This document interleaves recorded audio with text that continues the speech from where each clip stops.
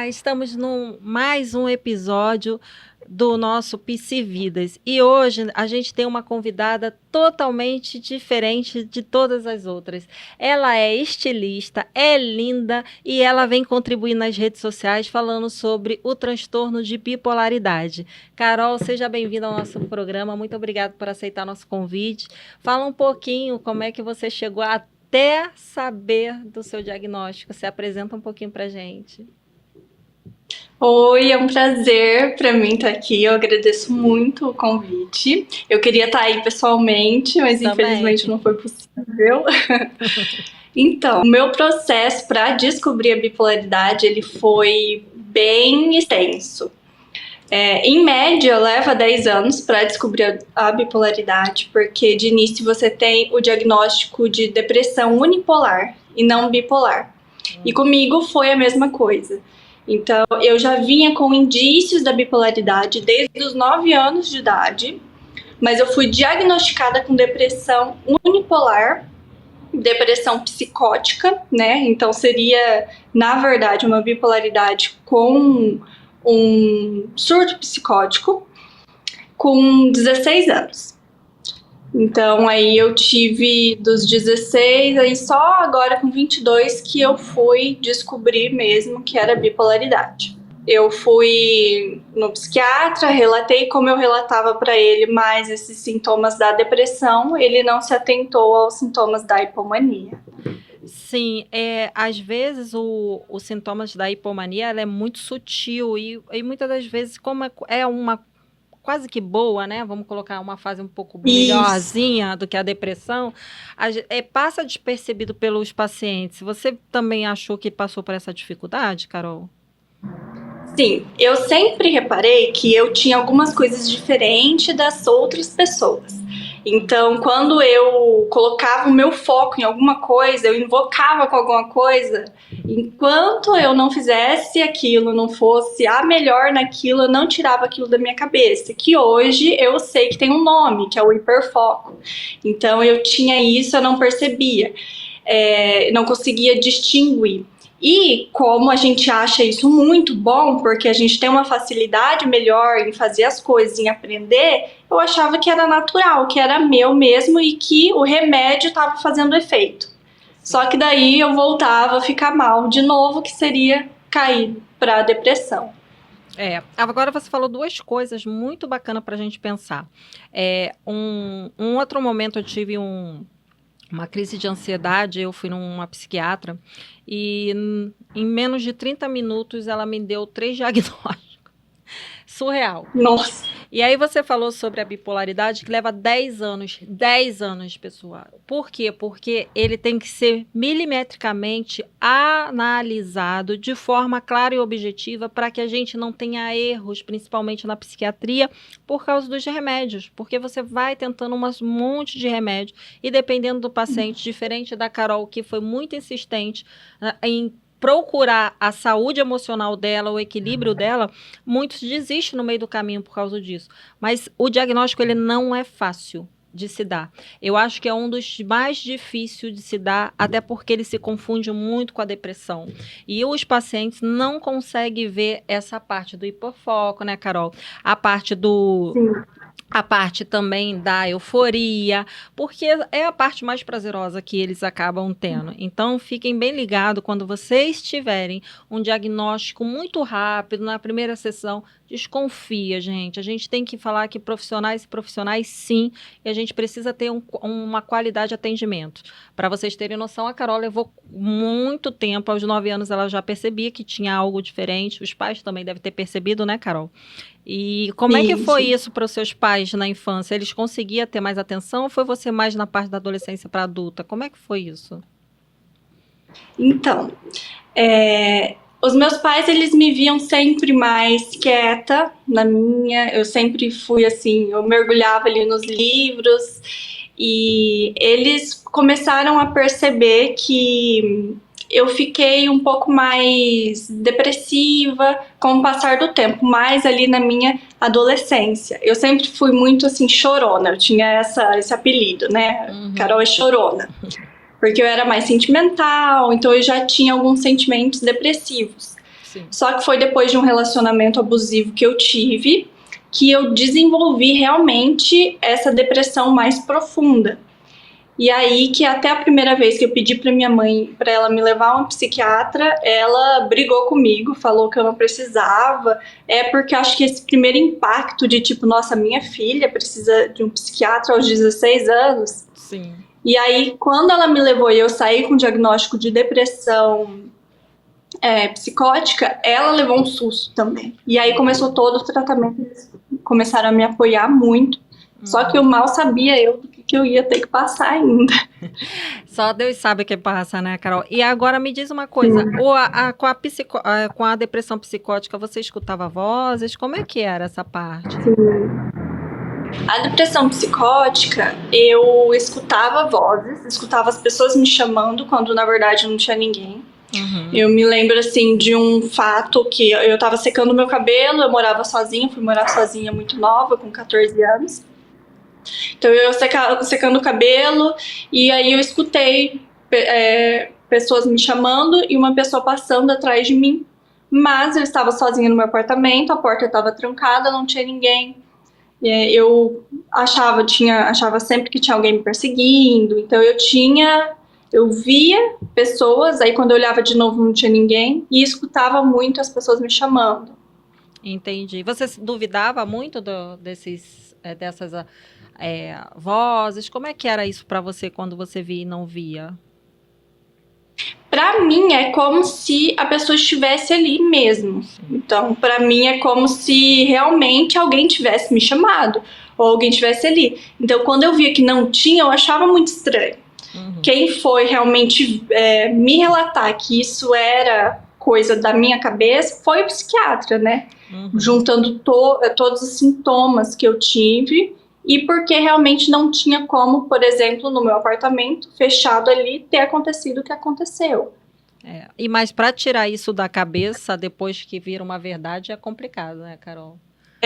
A Sim. gente fica procurando, a gente fica querendo provar o tempo todo que a gente está certo porque assim, a gente não é louca, então como é que a gente faz para provar?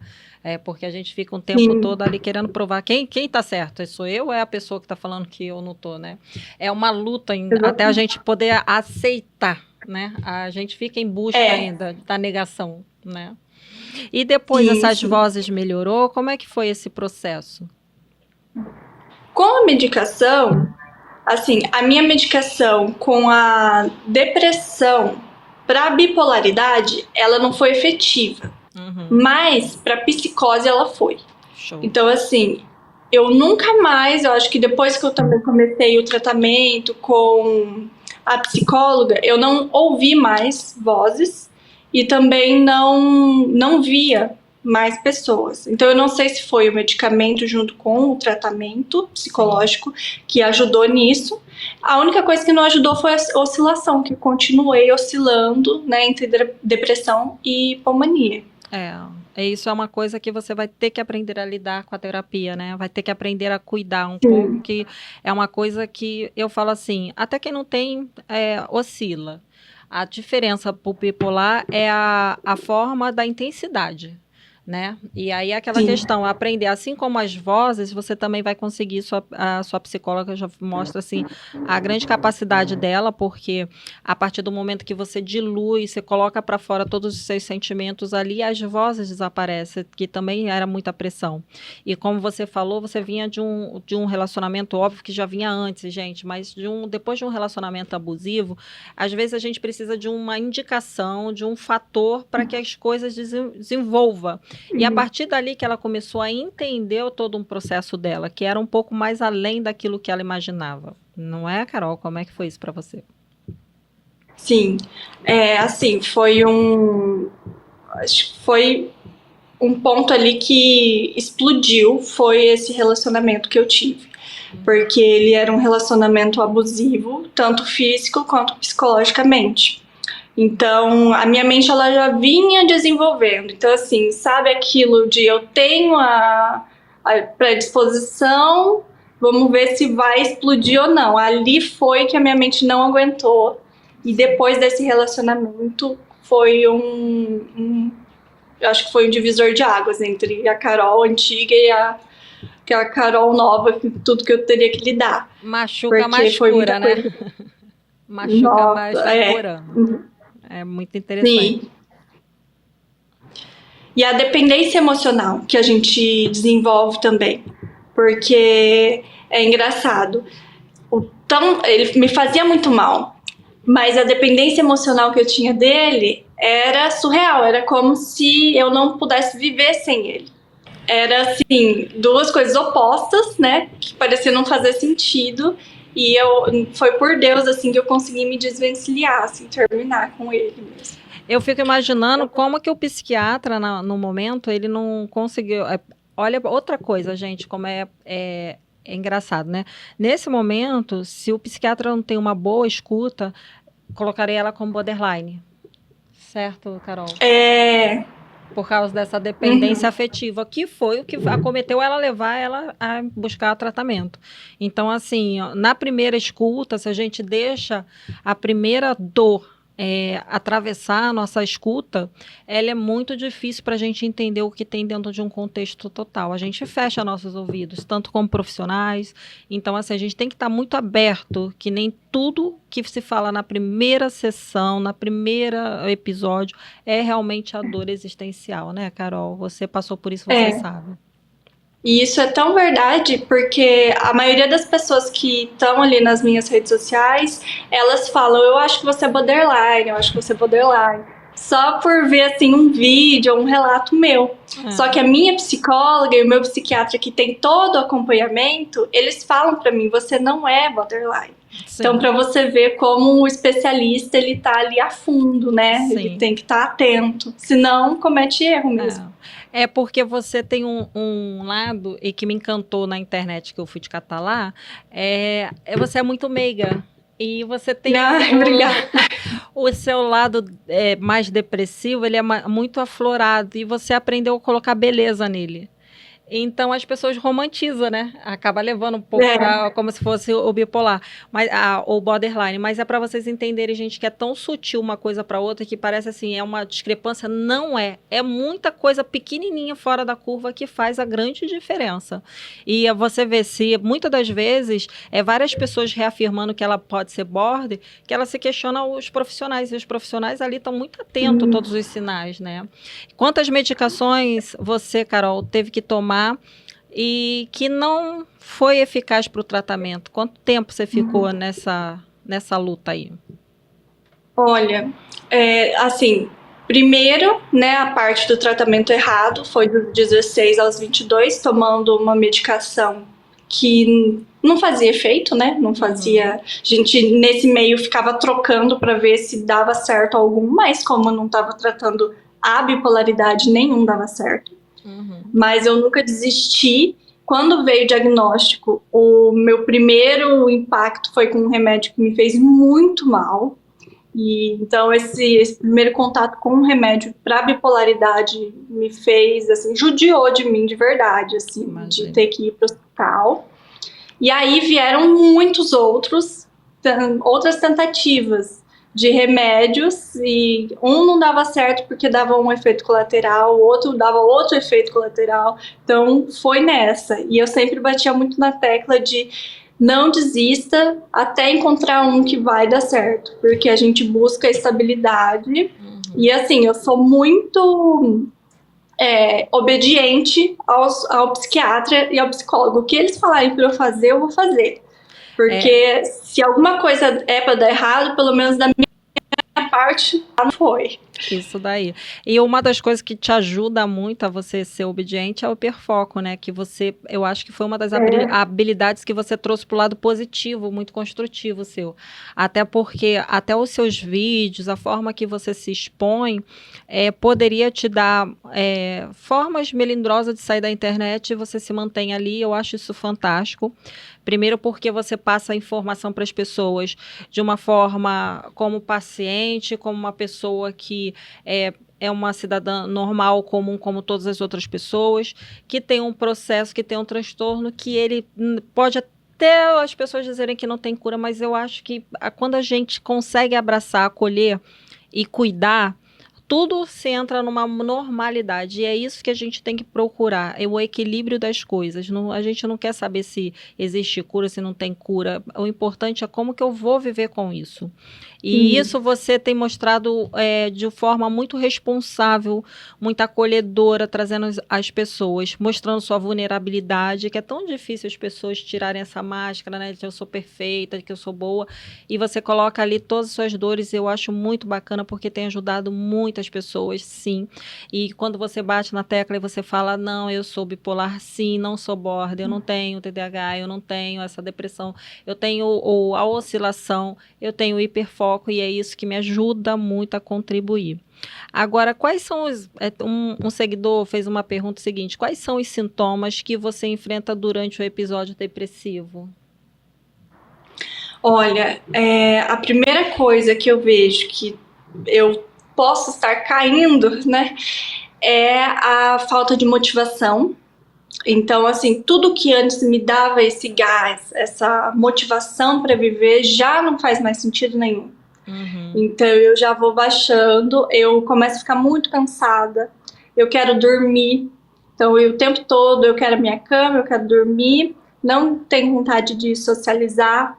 E aí vem perguntas do tipo, por que eu vou me esforçar tanto se no final, né, nós todos vamos morrer? Então começam os questionamentos.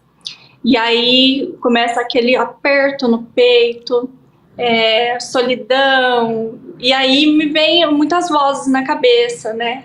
Sim. Muitos questionamentos e uma tristeza profunda que parece que vai rasgar o peito mesmo.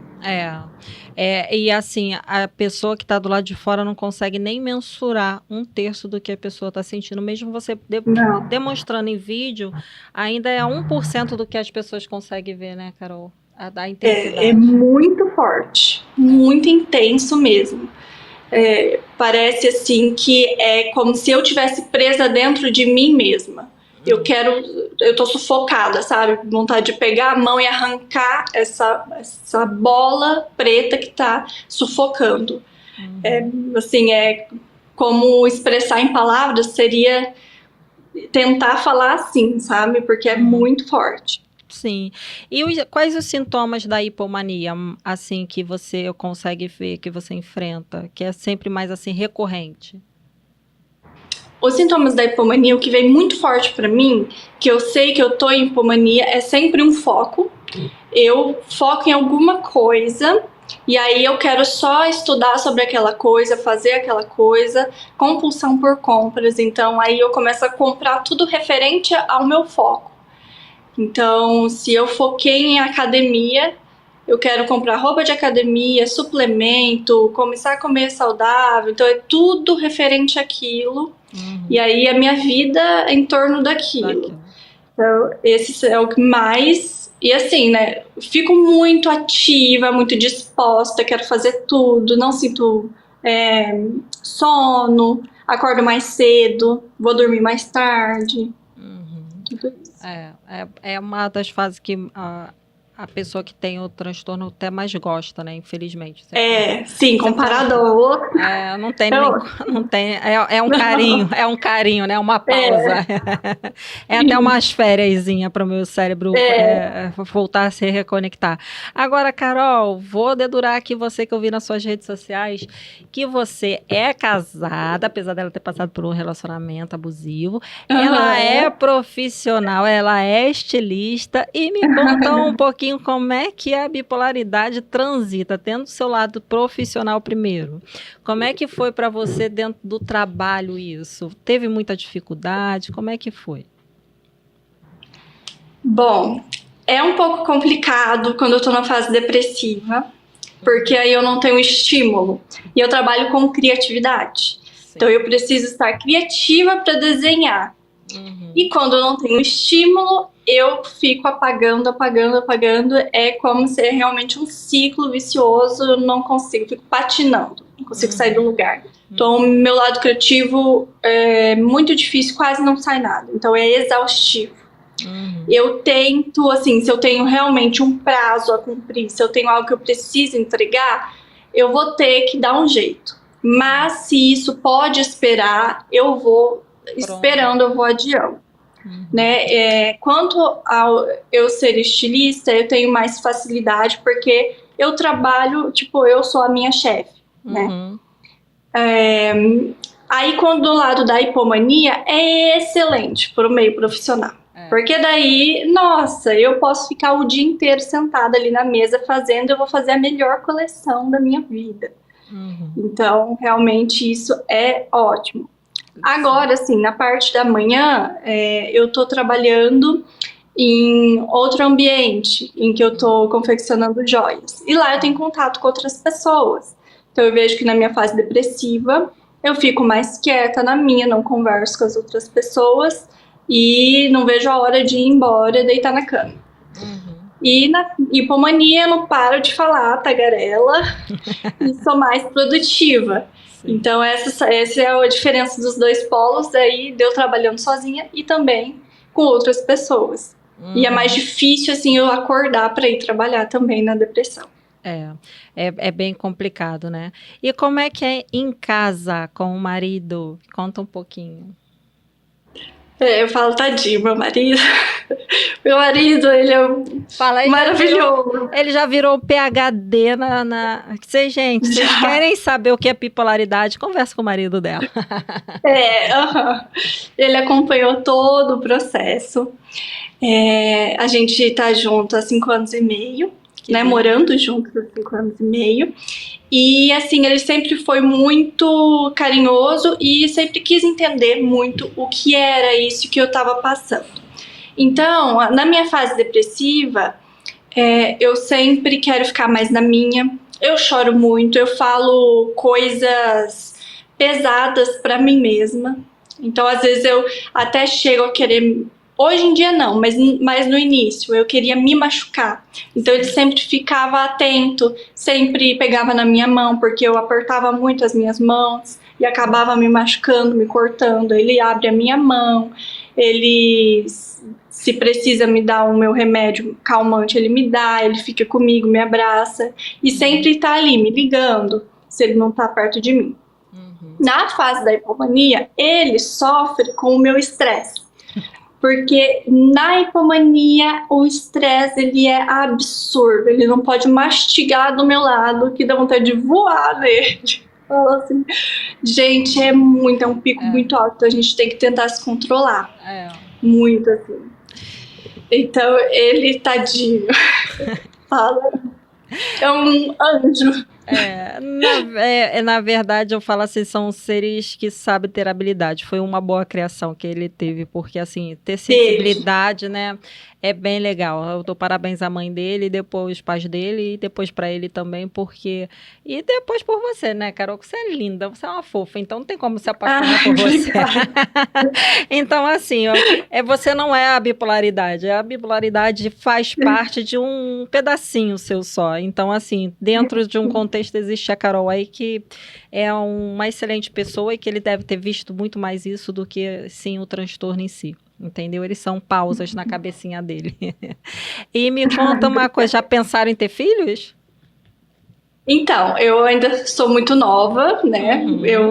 Vou fazer 23 agora em novembro.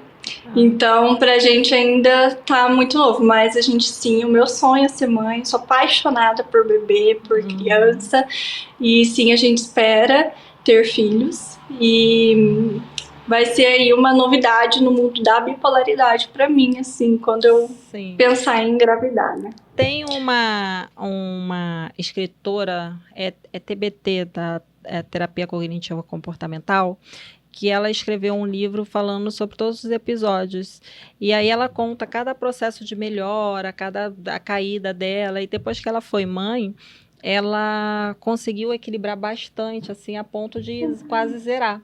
E ela foi se estudando. E quando eu te vi, foi a primeira coisa que eu pensei. Falei, cara, que legal, ela está se auto-estudando. E não tem nada melhor para cura. E eu gosto de falar a palavra cura, independente se as pessoas acreditam ou não, porque eu acho que depende muito da nossa cabeça, do nosso emocional, da nossa determinação.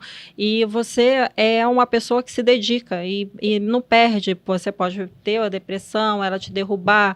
Você pode ter o hiperfoco que te irrita muito, a hipomania, mas nada te te tira do seu foco principal, te tardeia, te atrasa, mas não tira. Então, isso é bacana.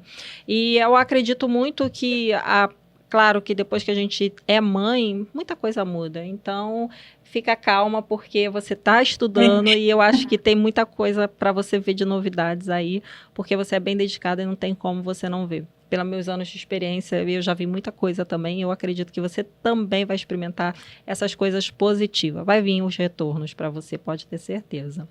Agora, me conta um pouquinho como é que é para você.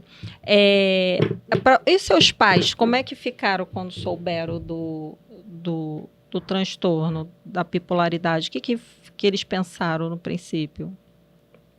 Então, é engraçado porque a minha mãe, ela fala: ai, pra mim você não tem nada.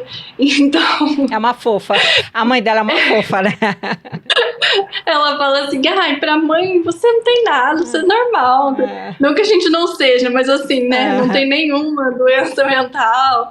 Então, pra ela não vê, assim, ela só tenta fazer o papel ali de mãe, né, e meu pai de pai, de quando eu tô mal, eles me apoiam, eles fazem de tudo pra me ver bem, e quando eu tô bem, eles festejam, né, então, assim, eles não tiveram isso, nossa, minha filha tem bipolaridade, não, assim, pra eles eu não tenho nada.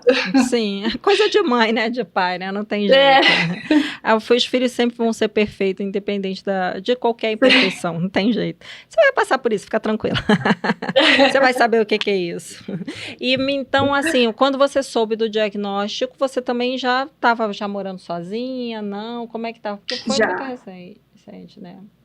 Sim, foi agora, foi início desse ano, mais ou menos no início desse ano que eu tive o diagnóstico.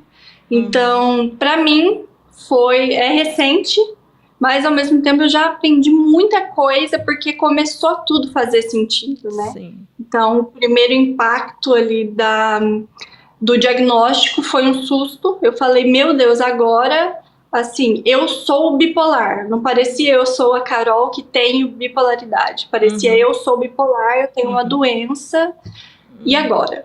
Sim. Então, depois que eu comecei a ver os sintomas, a digerir, eu comecei a me identificar e foi libertador. Aí, pra mim, eu descansei, porque eu falei, nossa, tudo que eu achava estranho em mim agora tem um nome, né? Então, foi libertador pra mim. E como é que foi para você chegar nas redes sociais e falar? Porque, assim, as pessoas ainda têm muito preconceito de diagnóstico, de falar que pode ter uma patologia. Como é que você encarou isso, assim? Qual foi a primeira coisa que passou na sua cabeça para você chegar e dar a cara lá na rede social? Porque você foi de uma valentia, você é macha com H maiúsculo. Eu, assim, eu trabalho como modelo também, então eu já vivi, assim, nas redes sociais, mas quando eu recebi o diagnóstico e eu percebi que muitas outras, primeiro que eu vi que não tinha quase ninguém falando sobre isso, e quase ninguém estava falando que você poderia estar com o diagnóstico errado, e muitas pessoas sofrendo por muito tempo, e às vezes nunca vão receber um diagnóstico correto, sempre tratando como bipolaridade, sofrendo por isso. E eu pensei assim, gente, alguém tem que falar sobre isso, alguém precisa ajudar essas pessoas tanto a se sentirem parte de algo, se identificarem, porque a primeira coisa que eu fui fazer quando eu recebi o diagnóstico foi pesquisar, foi falar, meu Deus, quem mais é assim? E eu só encontrava médicos falando. Eu não encontrava paciente, né? Pessoas falando, eu tenho isso e eu me sinto assim. Então, esse foi a iniciativa de eu falar, nossa, eu preciso falar sobre isso para as pessoas se identificarem. E, consequentemente, isso é como um diário para mim desabafar. Sim. Então, e por isso que eu escolhi uma rede social também, que eu não tenho pessoas que eu conheço. Porque eu sinto o julgamento muito forte, muito maior das pessoas que me conhecem do que as pessoas da rede social que não me conhecem pessoalmente. Geralmente as pessoas que não conhecem têm mais empatia e os outros, os que conhecem, eu falo assim, quer ter um autocuidado com crítica, né? Não é um autocuidado apoiando. Você pode estar expondo, você tem que ter cuidado. Então sempre coloca um medo ali em cima de você. E já é assim, como é que eu posso dizer? Já é assustador ter que falar de algo tão novo ainda para você, né? Isso, E ao mesmo tempo porque libertador. cada dia eu me descubro. Sim. Você teve alguma fase que foi a pior, assim, que você falou assim, cara, essa eu acho que eu não saio dessa agora? Eu tive a fase em que eu acabei, né, atentando contra a minha própria vida. Que realmente ali eu acho que a gente passa o nosso linear ali, o máximo de dor que a gente pode aguentar. Porque pra gente chegar a fazer algo assim é porque na minha cabeça era, eu quero matar a dor. E eu achava que fazendo isso eu ia matar a dor, né? Sim. Mas ali eu vi que eu não queria morrer. É contra o nosso instinto, contra nós, né, mesmo. Sim. Então é algo até muito importante que eu friso muito. Você não quer morrer, você quer matar a dor. E para matar a dor, a gente consegue aqui vivo.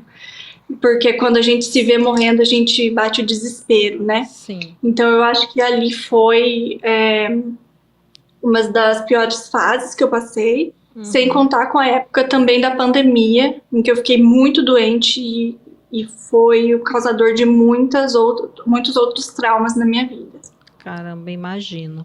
Você já chegou a ficar internada em algum momento, Carol? Na clínica psiquiátrica, nunca fiquei. Mas quando foi a pandemia, o que você achou que foi mais difícil para você? Porque ali você já não tinha ainda o diagnóstico, né? Ainda não.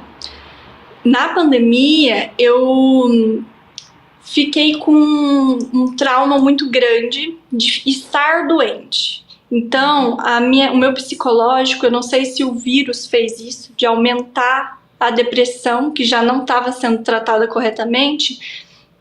Eu comecei a ter pânico de hospital, né, porque eu tive que ser internada. Eu passava mal 24 horas por dia, eu não parava de vomitar, eu sentia muita dor, sentia arrepios, calafrio pelo corpo inteiro.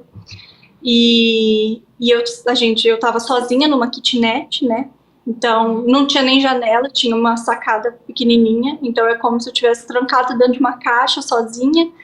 E ali eu tinha muito medo de morrer. Mas o que era pior também era a dor que não passava. Então, provavelmente eu estava numa fase depressiva forte, então juntou a fase depressiva com a doença. E aí eu desenvolvi o transtorno de estresse pós-traumático, que até hoje eu lido com ele, de eu não poder ouvir barulho de ambulância, ver gente vestida de médico com máscara, ou alguém gripado já começa a me dar um ataque cardíaco.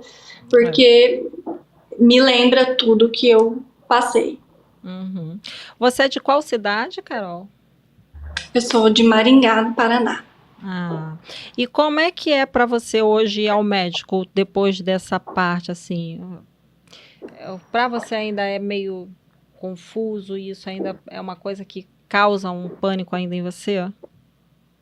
Sim, a minha psiquiatra, por exemplo, ela trabalha dá plantão em um hospital e ela muitas vezes deixa receita para mim lá quando a clínica tá fechada. E aí eu tenho que entrar dentro do hospital para pegar a receita. Eu entrar que eu já começo a ter crise de ansiedade. E aí eu tenho que ficar reafirmando na minha cabeça. Você não tá doente, você só veio pegar uma receita, tá tudo bem. Olha, você tá bem, você não tá com nenhuma doença. Então eu tenho que ficar reafirmando do momento que eu entro até o momento que eu saio, para eu não entrar assim numa crise muito forte, porque senão o meu corpo começa a adoecer pela minha mente. Sim, e isso é uma dinâmica que os psicólogos, psiquiatras que estão atentos, eles sempre, o que a gente fala? Dois pensamentos não ocupam o mesmo espaço no cérebro. Então, quando você dá uma resposta acalmando, apaziguando, que você está ali de vozes alternando, você vai ficar doente, cuidado, o sistema de alerta liga na hora. E aí você diz, calma, você não está doente, você só foi buscar. Você não dá tempo de outras frases e outras vozes entrar na sua cabeça. Então, às vezes as pessoas falam assim, eu brincava muito, Carol, porque eu via minha avó falando sozinha, aí eu falava, ih, caraca, tá doida, tá louca. E hoje a melhor coisa da vida é falar sozinha. Eu falo no carro, eu brinco. Tem hora que as pessoas ficam olhando, aí eu finjo que eu tô no telefone para não passar mais de doida do que eu já sou, né? Então, assim, mas é muito gostoso, porque quando você fala, você não deixa os pensamentos invadir a sua cabeça, né? Sim, é bem isso, exatamente isso. É bem gostoso quando você também consegue superar, porque a sua psiquiatra também, ela foi bem assertiva, assim, vou dar uma provocadinha nela aqui, vamos pegar aqui, já que ela tem um tag aqui, para ver como é que ela vai reagir. Você tá vendo, acho que ela quis me tratar ali já. Ela falou, vamos ver até que ponto ela consegue. E aí você foi lá, deu mais uma estrelinha para ela, bingo, eu sabia que essa menina tem um potencial fera. Ela deve ser hashtag muito, assim, fã, porque nós que trata da saúde mental e que a gente vê o resultado, o paciente ali disposto, pra gente é um ganho, assim, absurdo. Não tem ganho maior na vida. E, assim, você mostra essa dedicação. O fato de encarar não é fácil, gente. Só quem passa é que sabe o medo. Tem gente que tem até pânico de tomar remédio, né? Até de engolir o remédio. Sim. Você já teve alguma dificuldade de falar assim, eu não quero mais tomar remédio?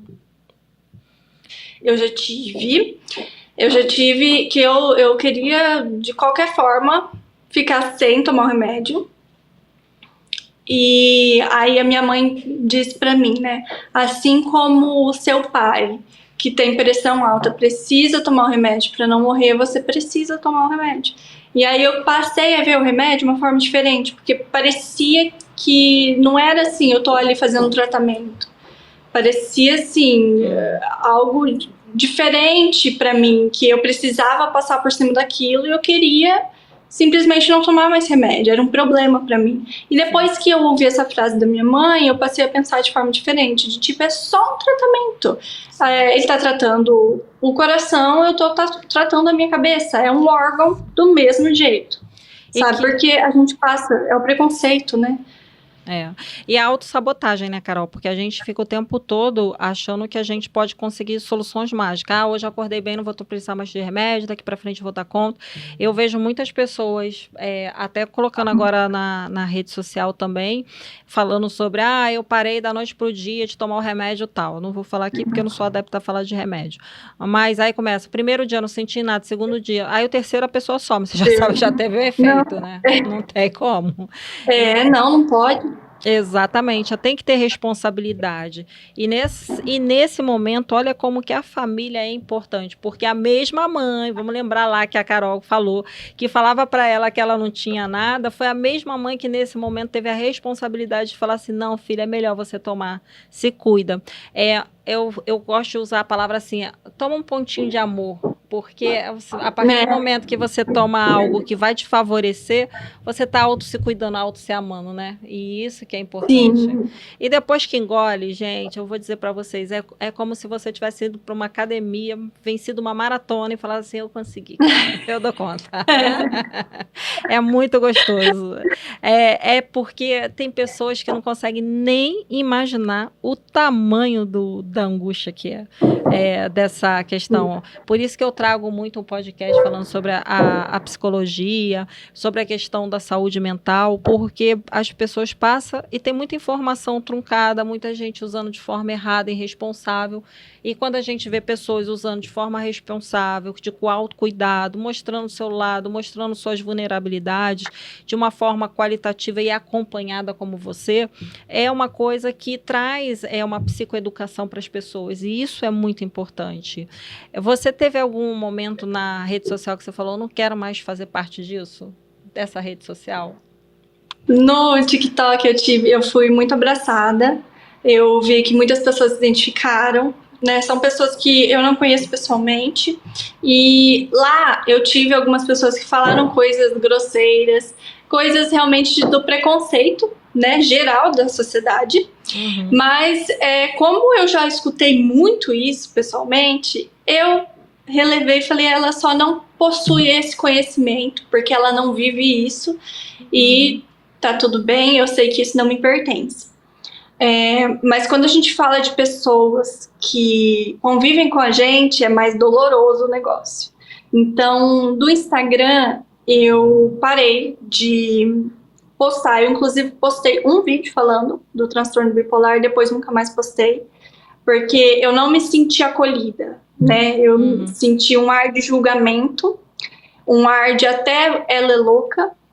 Então, eu não postei mais, eu sou um pouco mais afastada. Então, ainda assim, por mais que eu tenha essa coragem de postar sobre, são para as pessoas que não me conhecem. Então, ainda tenho um pezinho atrás.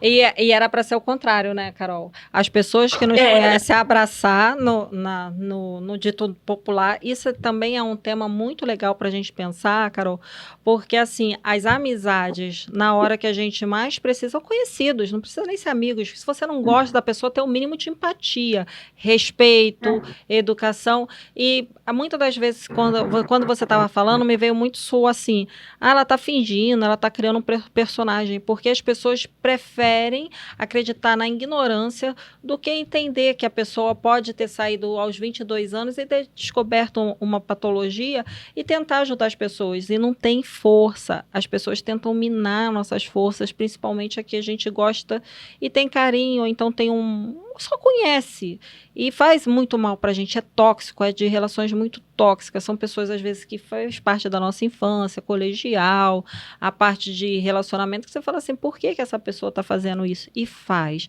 Às vezes até um olhar, uma curtida ou uma coisa falada de forma debochada pra gente flui de uma forma muito ruim. E você vê, aonde você não tem associação, que é o TikTok, que você consegue colocar para as pessoas, você tem muito mais empatia. E as pessoas que não têm empatia, você vê que é de uma ignorância também, né? Falta de sabedoria, falta de educação, tem várias coisas. Então, assim, tem as pessoas que só querem brigar mesmo, só querem arranjar confusão, fica instigando você ali.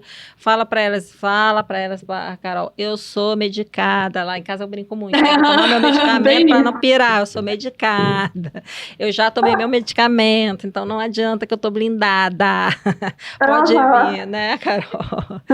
Nessa hora a gente tem que se proteger e se armar com o que a gente tem, se é o remédio, é o remédio, então assim, a gente faz uso dele de forma muito assertiva. Carol, o que você pode falar para contribuir de diferente de tudo que você já viu dentro desse quadro, desse tempo que você está vivenciando com a patologia? Bom, eu vejo assim, que cada dia é um conhecimento novo sobre mim mesma. Então, eu acho que o autoconhecimento e a autoanálise, a autocrítica é o que mais vai ajudar as pessoas a enfrentar esse diagnóstico. Porque eu vejo as pessoas querendo achar as respostas no outro, fora delas. Muitas pessoas vêm me perguntar sobre que medicamento eu estou tomando para eu estar bem, ou o que eu estou fazendo. E não é sobre o outro, é sobre você, porque cada ser humano é único. Então você tem que se analisar. Você não está bem hoje, por que você não está bem hoje? Quais foram os pensamentos que você teve ou o que você passou desse dia há 15 dias atrás? Se analisa, pergunta o porquê, o que, onde, quando, sempre fazendo as perguntas. Se precisar, anotar no caderninho todo final de dia, como foi o seu dia, o que você sentiu, anota. Porque você precisa se analisar e se estudar, porque só assim você vai conseguir ir melhorando e se entendendo. E a resposta sempre vai estar em você e não no outro. O medicamento que dá para mim não é o mesmo que dá para você. Sim, outra coisa que você falou do medicamento lá no início, que você com o antipsicótico você deu muito melhor, na fase da depressão ali. E aí as pessoas têm tendência muito de ler bula e achar que o psiquiatra não sabe o que está passando. Gente, ler bula, vocês têm que entender como é que uma bula é feita, para começar a entender que nem tudo que está escrito ali é muito sedimentado, não tem como colocar tudo. Mas o médico estudou para isso, ele sabe qual os remédios ele pode tentar. Vai ter momentos que ele vai errar também, vai ter momentos que ele vai acertar, vai ter momentos que vai realinhar. Ela passou, né, Carol, por vários medicamentos, uns que derrubou ela muito, deixou ela muito mal, outros que fez efeito um pouco melhor, e até ela chegar no equilíbrio, que até hoje ainda é uma coisa que você procura o tempo todo, é se equilibrar dentro da estabilidade, né, do humor. Ali, porque ela é muito intensa. Você acha que você agora fica mais tempo estável emocionalmente ou com o remédio, agora que já acertou, já está mais equilibrado? Como é que você vê? Ou não, ainda oscila muito? Olha, depois que a gente conseguiu achar um tratamento, né? Alguns remédios que combinados deram certo para mim, eu tô me sentindo muito mais estável. Claro, eu ainda tenho, às vezes, alguns sintomas mais depressivos e outros mais, algumas características da hipomania, eu ainda tenho. Mas nem se compara com o que eu tinha antes. É muito sutil se a gente comparar com o que eu estava passando. Então, para quem era acostumada a sofrer muito com essas oscilações, hoje em dia é como se eu tivesse realmente estável. O que mais me deixa triste ou feliz são coisas cotidianas do dia a dia, que a gente não vai estar estável o tempo todo, a gente vai estar triste, a gente vai estar feliz por coisas da vida. Mas falar que eu tô triste por nada já mudou isso. Então agora eu tenho alguns motivos para estar triste, que é da vida. Então eu acho sim que eu, com o tratamento correto de medicamento e psicóloga, eu consegui sim chegar numa estabilidade maior. Sim, é engraçado que você vê lá no início, quando ela começa, ela fala muito dessa instabilidade. E agora, no final, quase no final, ela fala dessa estabilidade. E aí você vê de vozes, de toda a parte do processo, do transtorno de ansiedade ali que ela teve, de todo esse processo, um conjunto de elementos e de força, e o paciente não desistir, gente, do tratamento, faz com que a pessoa melhora. E outra coisa que você fez é como usar o TikTok como o diário das suas emoções. Gente, se todo psicólogo pudesse usar isso para os seus pacientes, seja ele bipolar, DDH, borderline, não ter nada, só querer uma questão de vida, foco de vida, é muito bom para direcionar a gente, diminuir as nossas vozes. Todos nós temos vozes repressoras, vozes que nos impulsionam a fazer coisas erradas também. Então a gente precisa saber lidar com isso e fica muito claro a gente conversando o quanto que isso está equilibrado para você. Um dos meus maiores medos de entrevistar você foi assim, vou te falar, Tá. será que um dia ela vai estar bem? Eu acompanho a rede social dela, então assim, ela tem os picos e ela veio mostrando, e logo depois eu fiquei um tempo sem ver. Mas eu só falava assim, ela vai estar bem, porque ela é uma comunicadora e ela tem muito desejo para falar sobre isso. E eu fico muito feliz de saber que essa estabilidade, é óbvio que nunca vai ser 100%, nunca, nem para você, nem para mim, nem para ninguém nesse mundo. Então, não procurar ser 100% é loucura. Não, eu acho que é mais louco do que qualquer coisa nessa vida. É saber o seguinte, da onde vem a infelicidade naquele momento? Ela não vem de uma questão do nada, que nem antes não vinha. Agora tem uma direção. Isso daqui me deixou triste, isso daqui não faz mais sentido para mim. Não é mais eu, não é mais sobre a pessoa, a Carol, não existência, que não encontra mais nada. Você deu sentido à vida, né? Que legal. Isso, é exatamente isso. Carol, o que assim foi mais diferente? E o seu pai? Você falou da sua mãe. Como é que foi pro seu pai? O meu pai, ele tem aquele jeito dele, que ele é mais quietão, fechado, sabe? Aquela pessoa que ele é assim, ele é muito carinhoso, muito fofo, assim, por fora, de tipo, não, é isso aí, tudo bem. Mas eu vejo que quando ele me vê, assim, triste, tudo, é aquele que vai, as lágrimas escorrem e ele fala que o olho tá coçando. Então ele é bem assim. Eu vejo nele que ele Hum, ficou muito mes- preocupado, é, né? Ele não compreende muito bem ainda o que é a uhum, bipolaridade, mas para ele é assim. Se eu tô triste, como eu disse, né? Se eu tô triste, ele vai fazer de tudo para eu ficar bem. Se eu uhum, tô feliz, ele vai estar muito feliz. Então ele não vê muito o diagnóstico, ele vê mais sim. como eu estou. É, esse é o papel dos pais, que legal. E me conta uma coisa, você já escutou que a bipolaridade, eu não sei se o seu psiquiatra e a psicóloga falou, que muitas das vezes é genético, você já estudou essa parte para ver? Como é que foi isso para Hum, você? Você já mapeou? Como é que foi essa parte? sim, já me falaram mesmo que era genético. E eu tentei, eu fiquei observando, falei, ai, será que minha mãe ou meu pai é? Como que é? Olha, ela já quer E arrastar assim, vocês dois, hein? Eu já tava lá nos avós, já. ela já veio aqui lá na parte de baixo, hein? E aí eu fiquei analisando.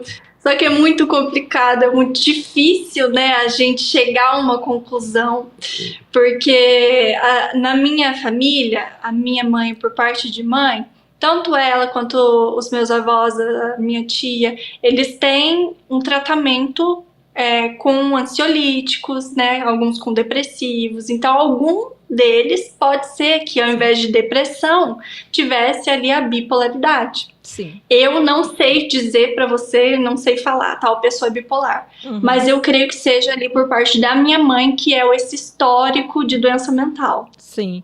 E o que que acontece? Antes, os avós, da geração passada, eles não tinham um diagnóstico, não se falava nem de bipolaridade ainda, então era muito Hum, depressão. A depressão sempre foi o mal do século passado e dos futuros. Então, é a é. zona de conforto que de qualquer médico para se trabalhar. Então, eu acredito que realmente não tenha tido um laudo ali preciso e muitas das vezes continua um tratamento por anos e anos porque não consegue a eficiência, né? Uma qualidade de vida. Isso. É bem legal. Quando você pensa em filho, você tem medo da bipolaridade genética? Como é que é isso para você? Eu vejo muita gente falando, né? Até gente falando que não quer ter filho porque não quer fazer com que ele passe por isso. E o engraçado é que eu não tenho esse medo. Eu não tenho esse medo assim porque eu vou ter que falar sobre isso aqui porque faz parte da minha vida, Sim, que é Jesus, é Deus na minha vida. sim, E eu sei que quando ele me der um filho, ele vai me dar todo o suporte para sim. criar esse filho. E se porventura realmente ele tiver o diagnóstico de bipolaridade, vai me dar todo o suporte para ensinar da maneira melhor como buscar ajuda, vai me Uhum, ensinar também como mãe a como agir e vai dar todo o suporte emocional para o uhum. meu filho lidar com aquilo. Então a gente vive sobre o comando de Deus, Sim. sobre o agir de Deus. Então, se ele fez, tá feito. E eu confio plenamente que ele dá todas as coordenadas. Então eu não tenho medo. Sim, e isso que você falou também, Carol, é bem legal você falar sobre a religião. Eu acho que a gente tem que se apegar, sim, à fé. A gente tem que entender que a gente tem três pilares: corpo, mente e espírito. A gente precisa alimentar esses três. E você tem que ir por aquilo que você acredita. E você precisa entender o seguinte, que a fé move a gente também, né, Carol? E se a É, gente não acredita, como é que você conseguiria chegar até onde você chegou, numa condição que hoje você tem visto até nas redes sociais também, a parte de suicídio que vem aí criando muito grande, principalmente para quem se expõe. Então, assim, as críticas, não aguentar ou romper, porque antes também se falava de uma genética e hoje está vendo que é muito mais provocado. Não que não tenha uma história no pátio, no seu trauma, a gente não está desqualificando isso, mas é a questão do impulso que naquele momento a gente provoca para que venha para a gente também. Então, você se mostra uma pessoa muito forte e você sabe os seus pilares, aonde te sustenta, né? Você sabe exatamente Sim. que a religião é uma delas que te mantém ali bem forte, né? Principalmente na hora que a gente está muito desacreditada, que é a fase da depressão ali, que é se você não tiver esse amparo, né? Porque na hipomania é um pouco mais fácil, você esquece um pouco, mas na depressão, gente, se você não tiver um apego na sua fé, você fica literalmente sozinha, é você e você. E quando você tem um Deus para conversar, vocês não têm noção como que as coisas se transformam na nossa vida, entendeu? Sim. Ele é fundamental. Uhum. E o que você falaria para as pessoas que estão tendo o primeiro diagnóstico? Bom, eu diria que calma, eu sei que assusta, mas é libertador. É libertador porque agora você sabe o que está acontecendo dentro de você e você vai poder receber o tratamento correto. E o tratamento correto vai te levar à estabilidade. O importante é você não desistir. Pode ser que você encontre o remédio de primeira e fique bem estável, ou pode ser que, assim como eu, seja um pouco mais difícil, mas tem jeito, tem remédio, tem tratamento, e aceite. A primeira fase é você aceitar. Muitas vezes o preconceito dificulta você aceitar que tem um transtorno mental, mas isso não é você, não te define. Gente, é só uma simples doença como qualquer outra. Como a que diabetes. Tem tratamento. Como a diabetes. Exatamente. Você vai conviver com ela, sabendo cuidar dela. Né? Isso, é a mesma coisa. Carol, a bipolaridade te define como pessoa ou não?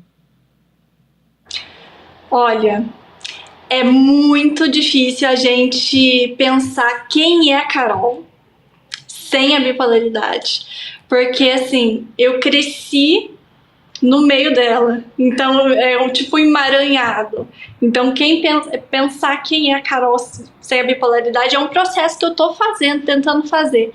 Então, eu tento ver o que é os gostos da Carol e o que é a bipolaridade. E eu já tive recentemente um passo muito grande, que foi descobrir que a Carol ama a natureza e ama praticar esportes na natureza. E essa é a Carol, e não é a bipolaridade falando por ela.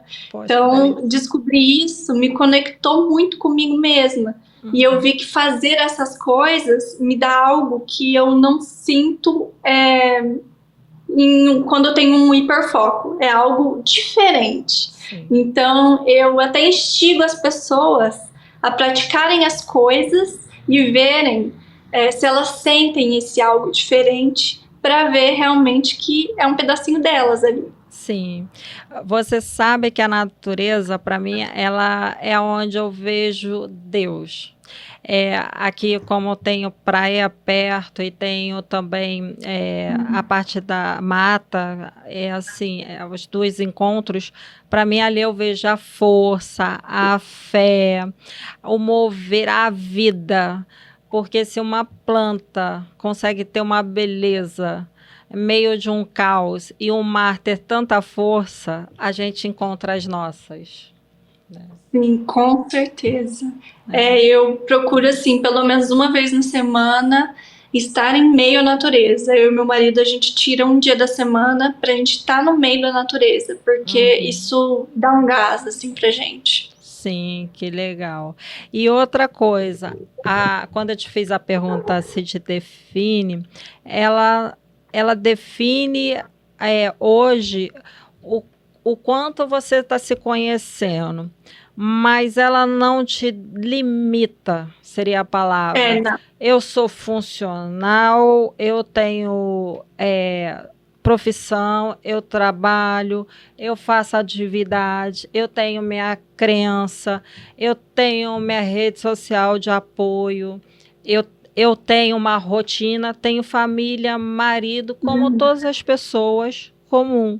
Então, o transtorno bipolar não define ela dentro de uma patologia que coloca ela como se ela fosse uma incapaz, porque as pessoas ainda têm a crença de que é uma patologia que você vai ficar ali sendo a doentinha.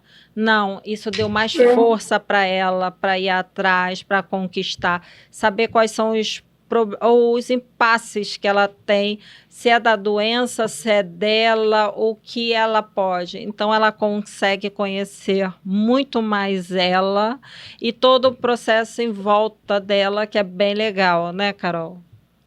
Exatamente. E é muito importante você não usar, tomar o cuidado de não usar essa doença mental como muleta. Muitas pessoas acabam fazendo isso porque é muito difícil, a gente sabe que é muito difícil a gente sair desse ponto de. É mais fácil a gente se entregar, né? Porque é difícil, gente, lutar contra isso. Mas é eu tomar o cuidado de você acabar falando: eu não vou fazer isso porque eu tenho transtorno bipolar mesmo, eu tô com a depressão, então eu não vou fazer isso. Então, é tomar esse cuidado que às vezes a gente acaba fazendo porque a dor é muito grande. Então, é sempre persistir e ir contra essa vontade, que vai ser difícil, mas é muito importante. E não se vitimizar, né? Não usar ela para justificar comportamentos inadequados. É usar o transtorno para ajudar você a trabalhar o seu lado inadequado, que ele tem adequação a partir do momento que você conhece ele. O que eu vejo hoje dos tratamentos, quando recebe, seja ele qual for o diagnóstico, muita gente fazendo mau uso. Usando para auto se destruir e destruir as pessoas à sua volta. Família, pais, marido, esposa, filhos. Os filhos manipulando os pais. E isso é muito difícil, porque hoje eu prezo muito pelo cuidado do diagnóstico, tanto dos psiquiatras como dos psicólogos também, entendeu? Sim, isso é muito importante, porque você acaba também contribuindo para o preconceito que as pessoas têm da bipolaridade, se você acaba usando ela em nome, né, de algo errado que você pratica. Exato. Então, acaba contribuindo. E virou modinha, né? Todo mundo agora é bipolar. Se eu tenho falta de atenção, sou TDAH, agora tudo. Coitado do TDAH e o bipolar, tá ferrado. Ninguém quer dar o diagnóstico, mas todo mundo justifica seu comportamento ruim. Esse que é o pior, né? Exatamente. Carol, como é que as pessoas te acham na sua rede social? Olha, no TikTok, eu tô como Carol Marchi. Vai estar escrito aqui, Carol... Isso, Carol Marchi com 2 Is no final. No Instagram também é igual. E, assim, o que eu mais uso, assim, para falar, né, tem o meu dia a dia. Meu dia a dia é mais no Instagram, não tanto, assim, eu não posto tanto lá, como eu disse para vocês, mas no TikTok eu tô sempre falando bastante sobre bipolaridade, é praticamente só bipolaridade lá. Sim, gente, vai lá, é muito rico, ela mostra as vulnerabilidades da doença, ela mostra com carinho, atenção, respeito e autocuidado, tanto com ela quanto com cada um que vai assistir. Então segue lá, principalmente vocês que têm diagnóstico, quem não tem para entender ou uma pessoa próxima, para vocês entenderem o modo de funcionamento. Ela deixa isso bem transparente para todo mundo, quem quiser ir. Eu só tenho para dizer para você que eu tenho muito orgulho de pessoas como você.